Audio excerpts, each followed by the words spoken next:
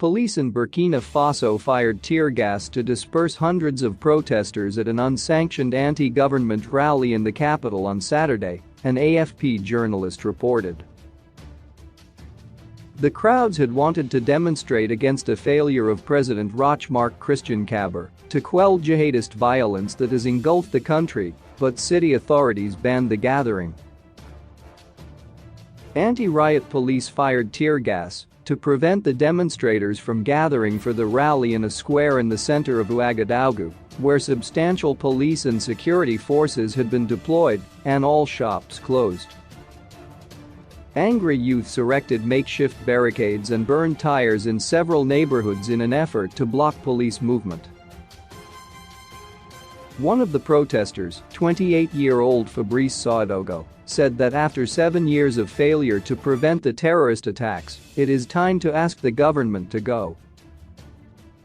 The incompetent administration has to admit it has failed, he said. An alliance of three groups called the November 27 Coalition had called for people to take to the streets on Saturday in a peaceful atmosphere to denounce growing insecurity and demand the departure of Kabore.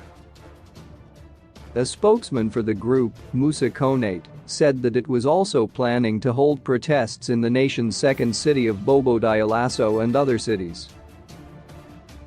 But other civil society groups distanced themselves from the protests, refusing, they said, to be complicit with those who want to push the country into chaos. The government said it had decided to extend a suspension of mobile internet for 96 hours from Wednesday following a 4-day outage that it said was necessary for security reasons. Mounting anger. Kabore has been facing mounting anger over failures to stem a jihadist insurgency that swept in from neighboring Mali.